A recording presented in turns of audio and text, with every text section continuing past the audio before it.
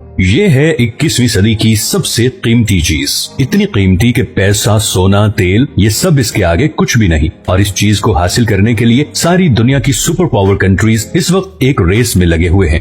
लेकिन इस रेस का एंड बहुत ही भयानक होने वाला है। बज़ाहिर मामूली सा पत्थर नजर आने वाली ये चीज शायद एक ऐसी जंग का सबब बनने वाली है जो पूरी दुनिया को अपनी लपेट में ले लेगी। ऐसी जंग जिसके बारे में एक्सपर्ट्स और एस्ट्रोलॉजिस्ट वार्न करते आ रहे हैं, यानी वर्ल्ड वॉर 3। इस जंगे अजीम की सबसे बड़ी वजह शायद ये चीज होगी। आखिर क्या है ये चीज जिसको हासिल करने के लिए सारी दुनिया के मुल्क एक दूसरे से लड़ पड़ेंगे? क्या आप जानते हैं कि वो क्या चीज है जिससे हमारे सारे टेक्नोलॉजी गैजेट्स जैसे कि मोबाइल फोन्स, कंप्यूटर्स, टीवी, जंगी हथियार और बिजली से चलने वाली गाड़ियों की बैटरीज चलती हैं? वो है जमीन में पाई जाने वाली एक धातु जिसे कहते हैं लिथियम। लिथियम को इस वक्त पूरी दुनिया में व्हाइट गोल्ड कहा जा रहा है और इसकी वजह यह है कि फ्यूचर AI यानी आर्टिफिशियल इंटेलिजेंस और इलेक्ट्रिक व्हीकल्स यानी बिजली से चलने वाली गाड़ियों और ट्रांसपोर्ट का है। और इन दोनों चीजों में यूज होने वाला सबसे बड़ा रॉ मटेरियल लिथियम ही है।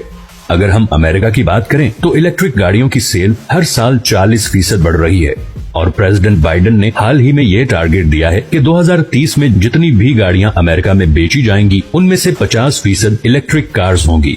जैसे जैसे इलेक्ट्रॉनिक्स पर दुनिया का इन्हिसार बढ़ता जा रहा है वैसे वैसे रिचार्जेबल बैटरीज की डिमांड बढ़ती जा रही है और इसके नतीजे में सारे बड़े कंट्रीज के दरमियान लिथियम के रिजर्व्स तलाश करने की दौड़ भी बढ़ती जा रही है। अब यहाँ ये सवाल पैदा होता है कि इस बढ़ती हुई लिथियम डिमांड की वजह से एक वर्ल्ड वॉर कैसे छिड़ सकती है? ये सवाल हमें लिथियम से जुड़े एक फंडामेंटल मसले की तरफ ले जाता है जिसे हम इंग्लिश में कहते हैं स्कैर्सिटी, यानी किसी चीज की शदीद कमी होना।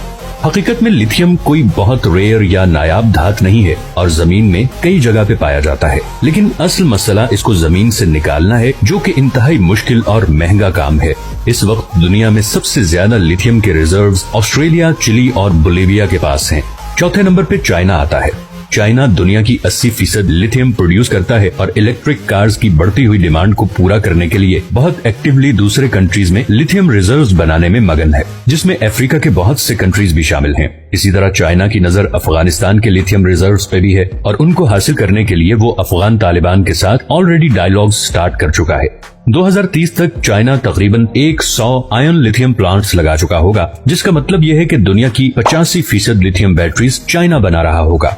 और इस हिसाब से तो चाइना वाकई में 2030 तक दुनिया की सुपर इकोनॉमी बन चुका होगा।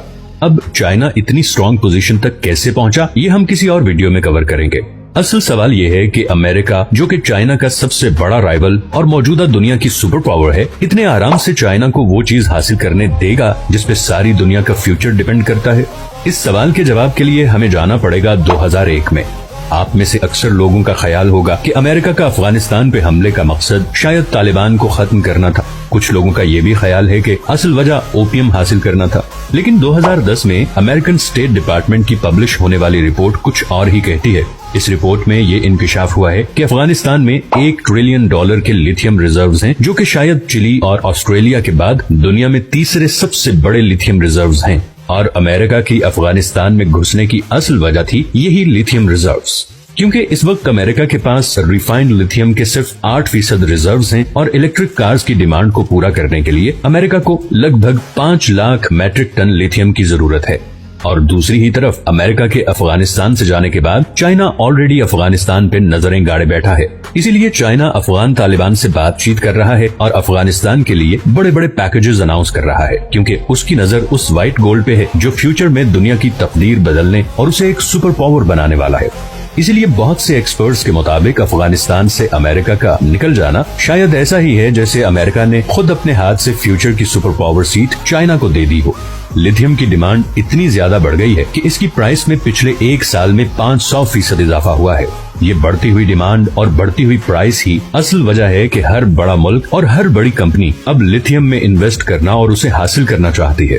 दुनिया में सबसे ज्यादा इलेक्ट्रिक कार्स बनाने वाली कंपनी टेस्ला के मुताबिक एलन मस्क ने हाल ही में अपनी ट्वीट में कहा कि लिथियम की इस तरह बढ़ती हुई प्राइस का मतलब है कि टेस्ला को लिथियम माइन करने के लिए भी खुद मैदान में उतरना पड़ेगा।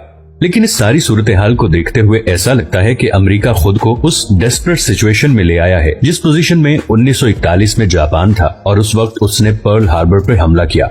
जिस फ्रस्ट्रेशन ने जापान को यह कदम उठाने पर मजबूर किया था, वैसी ही फ्रस्ट्रेशन का शिकार इस वक्त अमेरिका है, और वो भी ऐसा कोई कदम किसी भी वक्त उठा सकता है।